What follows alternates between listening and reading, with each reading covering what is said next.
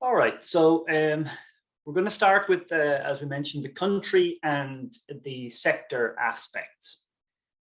Okay, so the basics. I guess you're all familiar with maybe the basics, but it's useful just to remind ourselves. Norway, the population is not large. This is a small country, population similar to that of Ireland. And we have a very low density of population in Norway, and most of them live in the southern part of the country. One thing that most people outside of Norway would not be aware of is that there are actually two languages in Norway, two official languages. Bokmål is the traditional, let's say, language and is spoken mostly in the east and in pockets of the west. And then you have Nynorsk, which was an attempt to take the traditional Norwegian, which was very closely linked to Swedish and Danish, and bring it closer to the Norwegian that was spoken, let's say, the vernacular, the local Norwegian. So where I am in Bergen, it's Bokmål is what is spoken, and with certain dialectal issues. And that's what's taught in the schools. But if I drive 20 miles south, I'll see that there are different spellings on the signposts. So just something to bear in mind. Norway is divided into 11 regions. There are 5 general different zones. East, which is the area around Oslo, south, which includes Stavanger, west, which is where I'm in Bergen, mid, which would be Trondheim, and north, which would be the biggest city, I guess, would be Tromsø. Norway is a constitutional monarchy. There is a king, but it's largely a ceremonial role. And the Labour Party won a recent election. One thing to mention, and we'll look at this again as we go further on, there is a really high level of consensus here. So the transition of power in Norway was very, very calm and undramatic. You know, certainly from someone who grew up in Ireland, and I remember the 80s in Ireland where politics was dreadfully contentious, and basically all my time in Spain where politics is always contentious. And the political situation in Norway is very, very different to that. And that lends to coordination and long-term planning that maybe we don't see in other countries. Okay, so the next thing we're going to just mention, and I think it's really important because it's probably the reason we're all on this phone call. You know, if you look at Norway and you look at the size of it and you look at the size of its railway industry, in general terms, it shouldn't be of great interest. But the reason it's of interest is because they have such high levels of investment. And the reason they can afford to have such high levels of investment is because they're a very rich country. So this government pension fund global, known as the oil fund. Okay, so this is the largest sovereign wealth fund in the world. And Norway is the only country I've ever been in where people actually, you know, every adult seems to have a fairly good idea of exactly how much money the country has. You know, so there are certain key dates in the economic history of Norway, and the 15th of June 1971 is one of them. And that was the first production from the Ekofisk oil field on the Norwegian continental shelf. Then in 1990, the government set up the pension fund. There was the Pension Fund Act. And in 1996, the first transfer of excess revenue from the oil industry was made to that fund. So I'm just going to have a little bit of fun here. I'm just going to share a new screen with you. Let's just see if this works. So this is the website of the Norwegian oil fund. So you can see this is actually their website. I thought this was kind of amusing, actually. So you have this thing, and the numbers are just bouncing around in front of your face. So bearing in mind that the exchange rate between the euro and the krona is about 10. So if you take away the last digit there, what you're basically looking at is the value of the fund, and that's 1,143 billion euros. Okay, so that's bouncing around as we look at it. It's going up, it's going down. It's based on the stock market, basically. So I'm just going to go back to our regular screen here.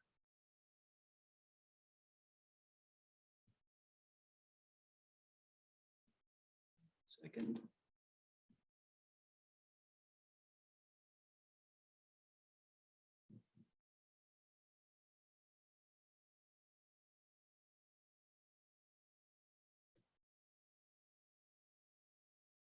No, that is not the one I wanted to go back to.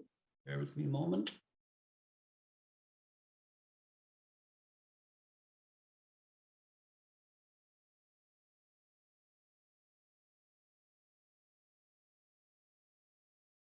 Now, you back to the sheet where we were, right?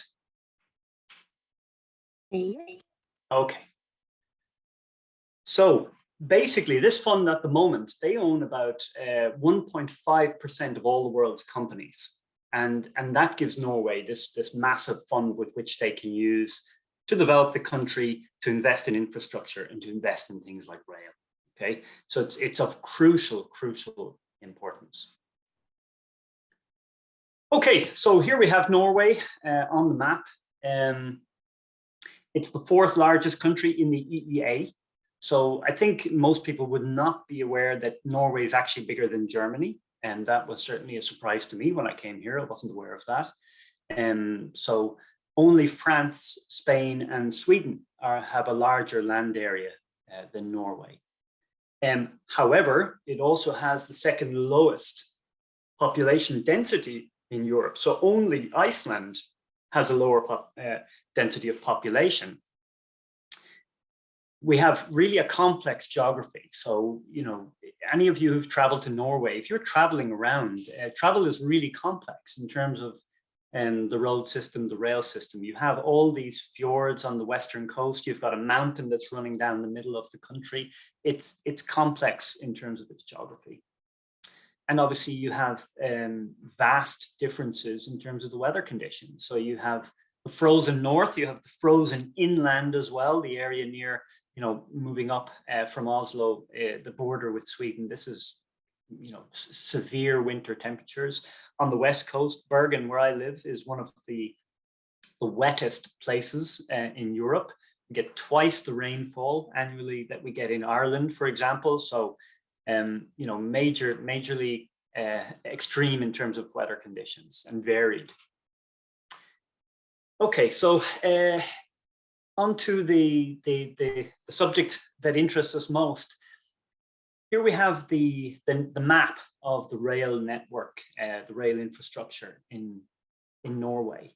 I suppose the first thing to mention, the bare facts are that we've just over 4,000 kilometers of track. So, you know, you compare that with other countries, like the US has 220,000 kilometers of track, Canada 49,000. So in terms of the people on the phone today, the UK has 16,000, more or less. Spain, more or less the same, 16,000. And so really, Norway has relatively few kilometers of rail track. Very little of it is double tracked. About half of it, a little over half of it, is electrified. It is on the standard gauge, so you know there's no problem with that. Then, in terms of the different elements of the infrastructure, we have 337 stations, but look at the number of tunnels and bridges. So basically, you know, you will travel on average. You will encounter a bridge or a tunnel every 1.3 kilometers. So this is, you know, this is really quite challenging, I would say. 80 million train journeys, that's from 2019. So that was from before the pandemic. Obviously that fell dramatically during the pandemic, but it would be expected to return to normal in 2022 or 2023. And in terms of its the variety of trains, and we'll look at this in more detail as we go on. There are 17 different types of train in operation at the moment.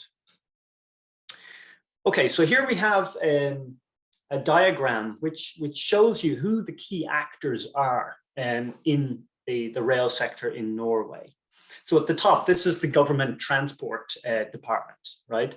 The Jernbanedirektoratet, this is the railway directory. And then on the right, SJT, that's the Railway Inspectorate. And then at the bottom, you have these different actors, and all government controlled. So Spordrift is a maintenance company. Bane Nor, they look after all of the infrastructure. V is the largest passenger travel entity. Entur is the ticketing and digital services entity, and Norske Tog, they buy and manage the rolling stock and lease it to the different operators. So this is a snapshot of who the main players are. Okay, so we're going to start with the government and the railway. So the key document in all of this is the National Transport Plan. And so the plan is always based over a 12-year period, and it's reviewed every 4 years. So the current plan that's just been reviewed is going to be in place from 2022 to 2033. Okay. The total investment during that period for all of transport is 118 billion euros, and of which 38.9 billion is the pot for rail. Okay. The focus is, when you read through this plan, and I've gone through it in detail in the country analysis, the focus is on investment and in maintenance. You know, they have a large infrastructure that they have to maintain. And in terms of who actually helps do the research in the preparation of this plan, the Railway Directorate and Bane Nor are the two entities that have the major input. Then they play around with the different projects that they outline in this, and that, you know, that depends on different types of optimization that they're looking for. But in general terms, the overall overriding policies in the National Transport Plan are more value for money. That's fair enough. Everybody's looking for that. They specifically mention things like efficient use of new technologies, contribution to Norway's fulfillment of climate and environmental goals, zero fatalities, making travel easier and increasing the competitiveness of Norwegian businesses. Portfolio management, they talk a lot about this, basically that they have a list of projects that they want to complete, but in the past, they used to specifically rate them, you know, in order of importance or in order of let's say when they wanted to complete them. Now they don't. They speak about just portfolio management, and that they reserve the right to switch the different projects around based on what makes sense at a particular time, or the resources that might be available from year to year. The resources, by the way, they're not set in stone each year. It can vary. So they basically revise it as they go along.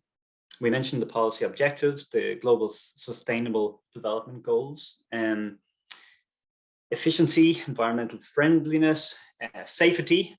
All of these things are mentioned continuously in the report. Interestingly, they speak a lot about research. You know, Robert, this, I guess, the sort of thing that would be interesting there. They talk about facilitating research, development, piloting, both in the transport agencies and through the research and development agencies. They talk about partnering with research institutions as well. So I've listed in the country analysis, I've listed all of their priorities. And I think this is one point certainly for the clusters, that if you have SMEs who are tendering for business in Norway, they really should make reference to any of the boxes, let's say, that they feel they tick from the National Transport Plan. I think that would be a very wise move. Okay, the Railway Directorate. So their job is basically, they're a government agency, and their job is to develop the railways as part of the overall transport system. As we mentioned, they also have a very strong political advisory function, and they are one of the key agencies that helps to advise the National Transport Plan. Okay. They devise an action program. So this relates to both train services and to infrastructure. The action program then forms a basis for the agreements that they conclude with Bane Nor and with the passenger service operators. So Bane Nor, we'll see in a minute, they're the infrastructure company, and then you have these passenger service operators. So the service agreements with the operators relating to the provision of passenger services within defined service packages or routes, and they range for periods of 8 to 10 years.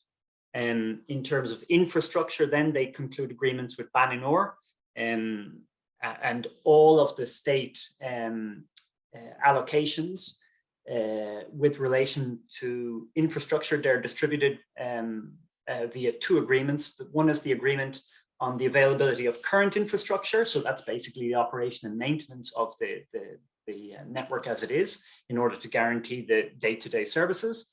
And the other agreement is on the planning and the project design and development of new railway infrastructure. So that's in order to guarantee the railway transport offering into the future. So they're responsible for the administration and the improvement, obviously, of the infrastructure. They're responsible for the coordination of all the different actors. So these are the people who decide which companies get to operate the services on different routes, the coordination between all of that. And they also have a role to monitor the safety, and they are the competition watchdog for the rail sector. So there's quite a lot going on with the Railway Directorate.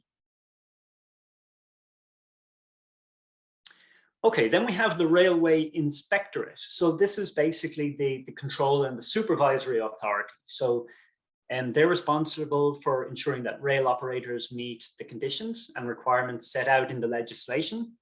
And they're also responsible for adopting regulations, for issuing licenses to the operators, and for authorizing rail activity. And they're the people who have to approve all of the new rolling stock, and they have to approve any of the infrastructure work that's being done.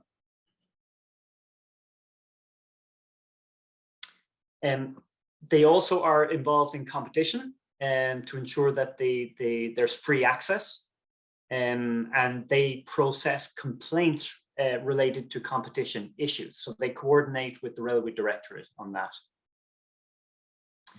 And they collaborate very, very closely with the EU, and specifically, apparently, with Sweden and Denmark, because those are the countries where obviously the closest countries physically to Norway. And there is a trend towards greater internationalization and standardization of the operations throughout Europe.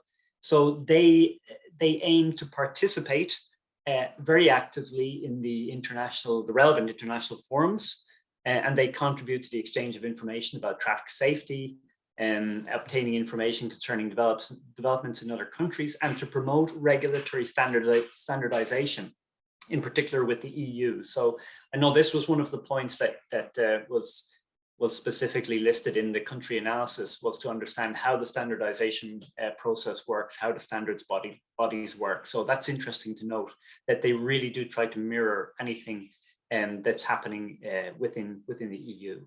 And the inspectorate also serve as Norway's representative on the administrative board of the European Railway Agency. And most of the European standards they try to make them all mandatory in Europe as well, through its connection with the EU. They also have a role, obviously, in investigating any accidents. And the Norwegian rail system is very, very safe, but you do have specific issues maybe here that wouldn't be so common, perhaps wouldn't be so common in other countries, particularly with striking wild animals and stuff.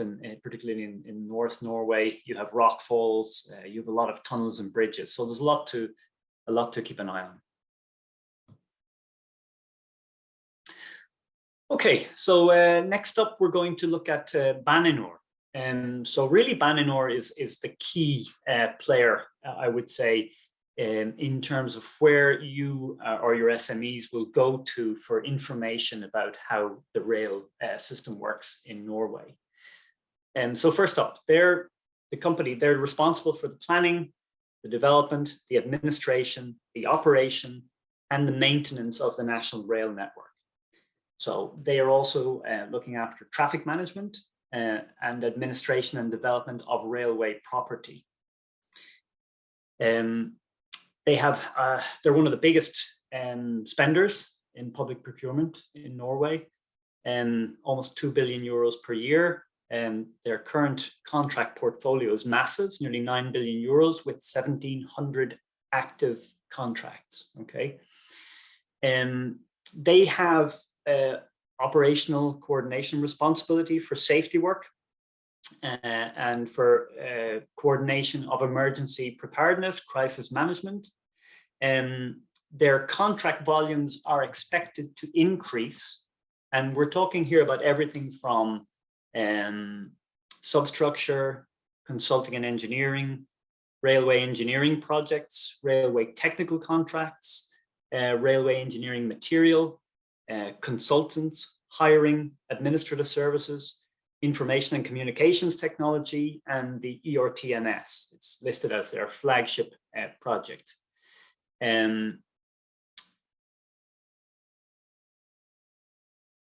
Okay, there are links here. I won't go into it, but there are links, and obviously links in the country analysis as well, to their procurement plans. So you can see what they've done. You can see what they're doing, all of the plans that they have. They have searchable databases there. And in terms of the technical information related to the railways, I've put the link here, and there are links in the country analysis report. And I should have mentioned as well at the start, all of you will have this this PowerPoint presentation and all the notes that go with it. So the idea is that this presentation is to be used by you as a tool when you are presenting to your SMEs. You might not want to give all of the presentation. It might be too large. It might take too long, but certainly you can pick and choose from it. And this will help to guide your SMEs through the handbook or through the country analysis.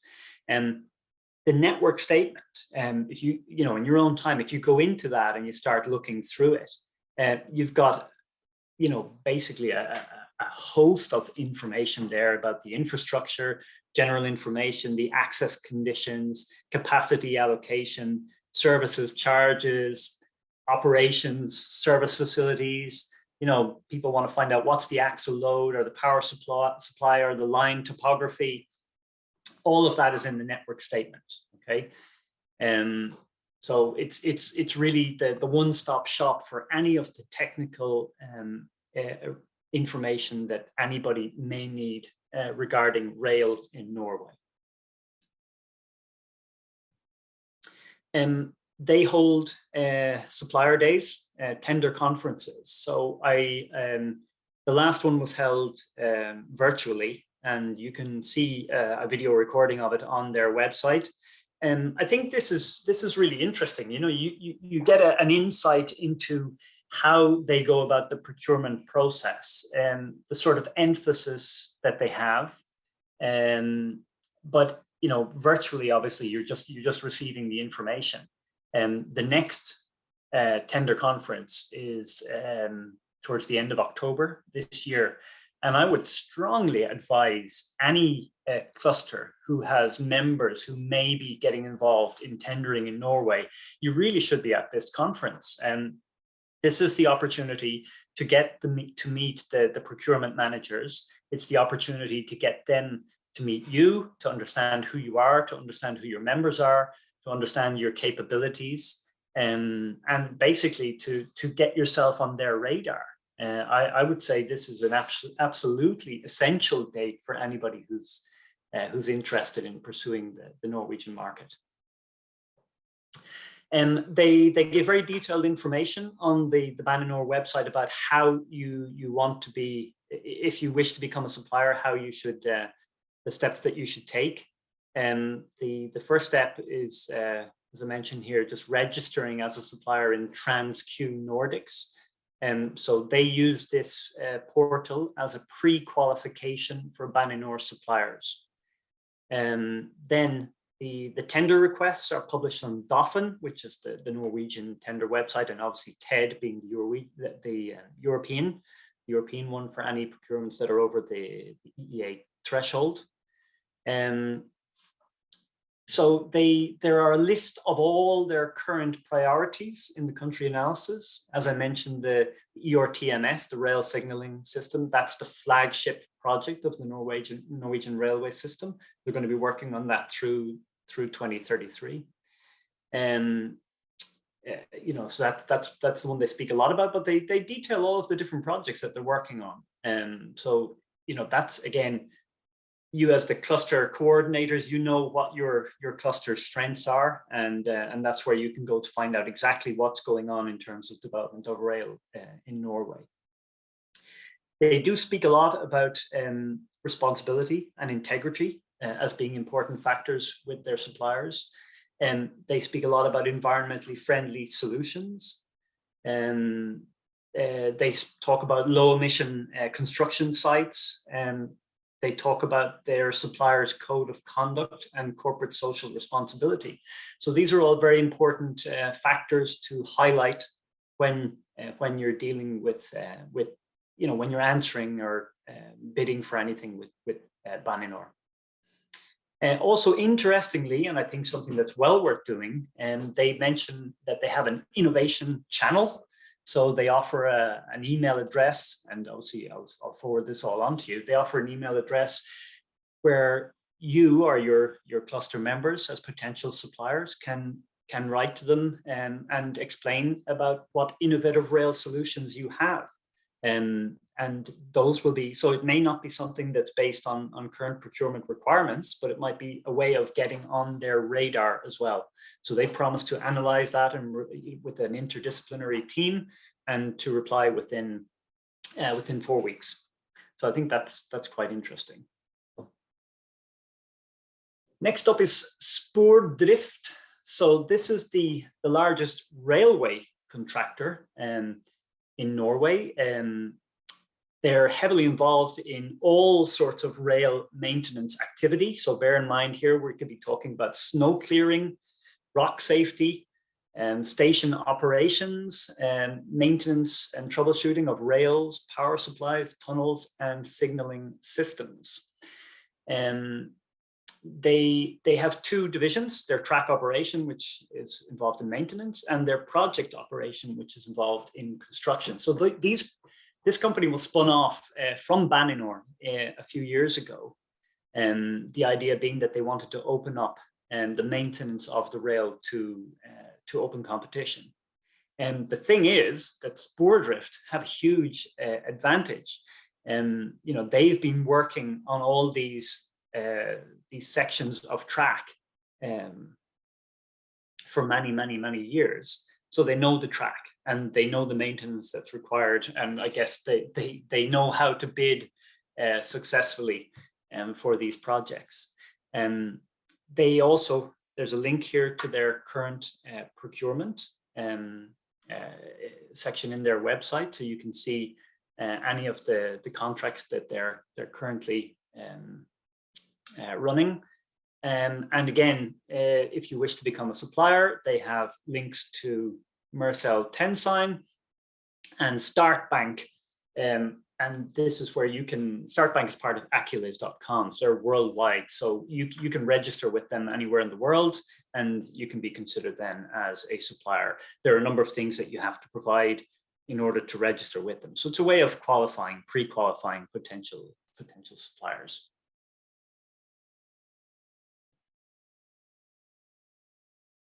Okay, so next up is Norskatog. So basically, Norskatog, what they do is they procure, they own and they manage all of the train equipment. So they own all of the passenger trains in Norway except the Flytoget, which is the train, the airport train in Oslo, when it runs from Oslo city center out to Gardermoen airport. So in total, as of today, they have 259 train sets, 22 locomotives, and 135 coaches. Important things to note: they have 17 different types of rolling stock. Okay, the average age of the fleet is 19 years, so it's old, and a major investment program is ongoing. And they're replacing the locomotives and coaches, and that tender has, I think the deadline for application finished in January. And so that's being considered at the moment. And they've just signed a procurement for 30 commuter trains. And they're also onboarding equipment to work with the new digital signaling system, ERTMS. 90% of the trains are electric, naturally enough. Okay, we spoke of the investment program. The tender conference for the new train sets. So again, this is on their website, well worth a look. I would say for anybody, if you have cluster members who are thinking of bidding for contracts with Norskatog, have a look at the tender conference and just to understand, how they're thinking, the different sort of things they're looking for. It was, they gave highly detailed information about the process and the specifics. And they spoke a lot about standardization. They want to reduce these 19 different types of trains down to 3. They wanted high capacity, low power consumption, low maintenance costs over the life of the units were key considerations. And they also explained a little bit about, what they consider main pillar, what they consider high priority, what they consider key considerations. So the details, again, are all in the country analysis. And then they explained about the different phases, qualification phases that they went through. So initially you have a qualification requirements, then phase B, they look at some mandatory requirements. And then in phase C, they score the candidates. And the key points, which was interesting here, they were looking at reference projects. They wanted to know the number of projects that you had completed that were similar. Obviously, technical relevance based on the spec in the tenders, and how they expected you to be able to deliver according to the agreed plans and the technical requirements, and to what degree the requirements for reliability and maintainability were met. And then in terms of the actual scoring of the candidates. So I thought this was interesting. And, as I say, I haven't been involved in the rail sector, but cost was only 30%. And product delivery and project delivery were 20% each. Operational experience and passenger experience were 15% each. And I thought this was interesting that in terms of the, these are all obviously pointers for the bidders. But in terms of the 30 local train contract that was recently awarded, it was awarded to Alstom with their Coradia Nordic train. So they specifically mentioned in the contract announcement that one of the main reasons they awarded it was that the train had been specifically designed for harsh Nordic weather conditions and had been in operation in Sweden for more than 15 years, during which time it had undergone continuous production development. And they also mentioned that the Danish state train company, DSB, had recently entered into a contract to buy these Coradia trains. So, looking at that, obviously that puts any company that's already got trains in similar environments at a major advantage. That's clear that was one of the things that was foremost in their minds. Also interesting to note that there was a holdup at the last minute because they had to conduct social responsibility audit on the company. It got to do with the fact that they had been working with the Israelis on lands that had been annexed from the Palestinians. And so, those are things that, just something to bear in mind when your cluster members are considering any corporate social responsibility factors that may come into the awarding of contracts. Okay, that was the Alstom train award. Okay, so in terms of the passenger services in Norway, we have 4 licensed operators. The first one is called Vy-Tog. So this is the largest road and rail transport group in the Nordic region. They operate bus, rail, freight, car share, and tourism services in Norway and Sweden. And in terms of rail in Norway, they run passenger train services in eastern Norway and on the Bergen line, where I live. So when I travel to Oslo or travel into the center of Norway to the mountains, it would be on a V train that I would travel. Next up is SJ. So SJ is the Swedish state-owned company. It's the largest train operator in the Nordic region. And in June 2019, they were awarded the Nord traffic package in Norway. So they operate under the SJ Nord brand name, and they run services on 7 of Norway's train lines.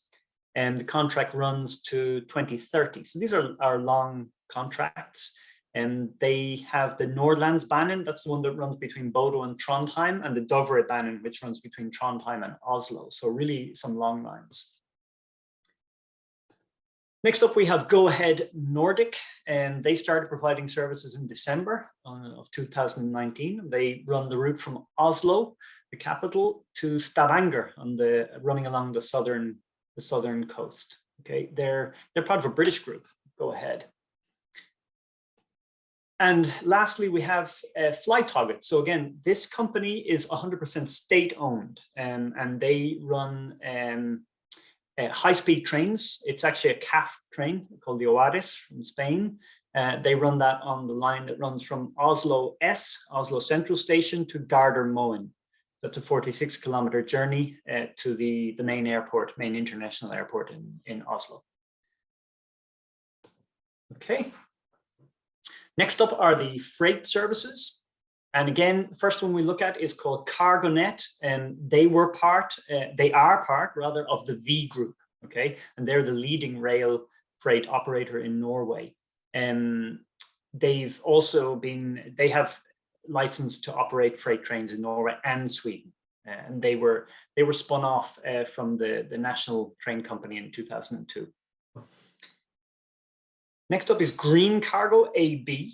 This is a Swedish government-owned company, and they specialize in the transport of raw materials from forests and mines to the process industries. And they also do consumer goods to the retail sector. Grenland Rail, they transport goods for business and industry, and as well as equipment and machinery for Baninor and track contractors. So Grenland, these people were part of Baninor and the old train system before they were spun off. And finally, Hector Rail AB. So they claim to be the largest private train operator in Scandinavia, offering freight services. So they offer environmentally friendly transportation of heavy haul goods like wood, steel, chemicals, iron ore, stone, mining equipment, coal, mineral oil, etc. Okay, Eintur. Eintur basically build digital infrastructure. They're owned by the state and they're competition neutral. So the state's rationale for the establishment and ownership of Eintur is to have a competition neutral player that can streamline the use of resources and offer integrated public transport services with travel planning and ticketing. Okay, so Eintur bring together all of Norway's public transport services in one app called the Eintur app. So here, really, I guess this might be interesting if you had cluster members who were developing IT solutions for travel. Okay.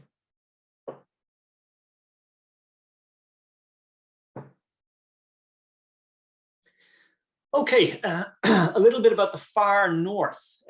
So you may have noticed on the rail network map that I showed you earlier on, there's actually a little bit of rail at the very north of Norway that's not connected to anything else in Norway, but goes over to the Swedish border. So this is the northernmost railway in Europe, okay? And it runs to the port of Narvik. So this is all related to the Swedish company LKAB, and they transport iron ore products along a 500-kilometer, what's known as the Ore Railway, or in Norway, the Norwegian part is called the Ofoten Railway. So it runs from the port of Narvik to the port of Luleå in the southeast. And the Ore Railway links the operating locations, the mining operations, with the ports, okay? Interestingly, the trains that are used, the locomotives that are used, they're all electric, and they're the most powerful locomotives in the world. So these locomotives, they pull a train at 758 meters long, 68 cars, and a load capacity of 100 tons per car. So the locomotive was specifically designed for extremely heavy transport operations, and they have a traction of 1,000 1,200 kilonewtons. Okay, so I hope that means more to you than it does to me, but it means that they're the strongest in the world.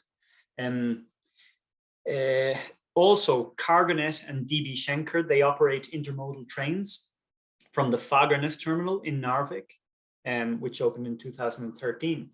So there's a few different things going on here. You would say, why up in the north of Norway, and what's so special about this? Well, this is of strategic importance. The port of Narvik doesn't freeze. So you have the influence of the Gulf Stream on the west coast of Norway. So other ports at a similar altitude, and those in Switzerland, and obviously those in the Americas, are all completely frozen over at that stage. So you have some interesting possibilities related to this port.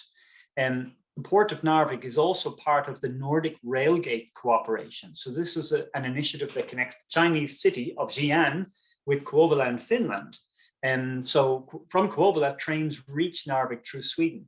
And it's the only, also Narvik is the only port in Norway with on-dock rail connections close to the North Atlantic Ocean. So it can work closely with the USA and Canada. Crucially at the moment, and anybody who's involved in anything got to do with logistics will realize that all the ports around the world are totally jammed up. Narvik isn't. Okay, so it's expected that a lot more will be made of the port of Narvik, and that this rail line is going to have a lot more importance. Also, there's going to be the LKAB is the largest exporter in Europe of iron ore pellets, and the second largest in the world. And this is a product that's extremely important. They're trying to double their production, and that's going to require a doubling of the line, this iron ore railway. So that's going to be a huge infrastructure project. Also, there's talk and study of an Arctic railway, so to link the rest of the Norwegian system with that line running into Narvik. So there's likely to be a lot of development up in that part of the world. Okay, on to urban rail. So we've dealt mostly now exclusively with the traditional rail, and now like linking cities to cities. Now we're going to look briefly at the urban rail. In Norway, they're all municipality owned. In Oslo, we have the Metro T-banen. Okay, Sporveien T-banen is the name of the company that operates all the subway traffic in Oslo and Viken. And they operate on an agreement with the administrative company Ruter. The Metro operates 5 lines in Oslo, 2 of which extend into Viken, the neighboring region. They run MX trains that were produced by Siemens in Austria. Last delivery, I think, was 2014. And then in terms of the tramways, also known as the Trikken in Oslo, they have 40 carriages that were produced in Dusseldorf, but they're old, they're from the 80s.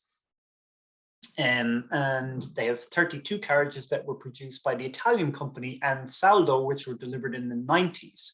At the moment, they're undergoing a procurement of 87 new trams from the Spanish company CAF. Okay.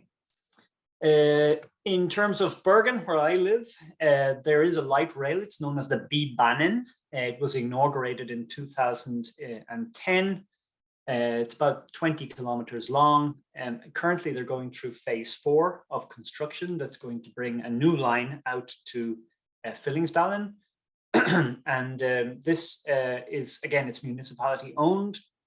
It's operated by Keolis, the international light rail operator. And they're responsible for vehicle transport, for traffic management, and the maintenance of the light rail lines. The maintenance at the moment is performed by Stadler Service Norway.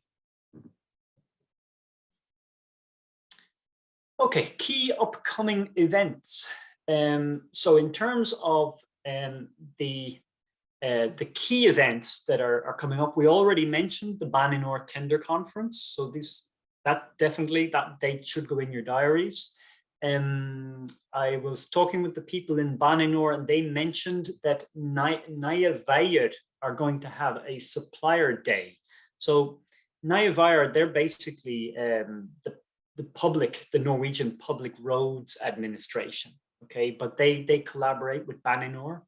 And they also collaborate actually with rail infrastructure managers in the other 4 Nordic countries. But they're going to have a supplier day for the Ringerike line. So they're involved in the construction of this. They told me it won't be before after the summer. So that date is to be confirmed.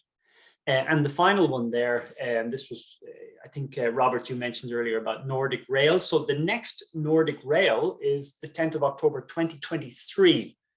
And so plenty of time to prepare for that. And they build themselves as the most important trade fair for railways in Scandinavia, the meeting point for all of the experts, where you can see a wide variety of new and innovative products. And obviously you have the conference that runs in parallel. So an excellent opportunity to be known and to make business contacts.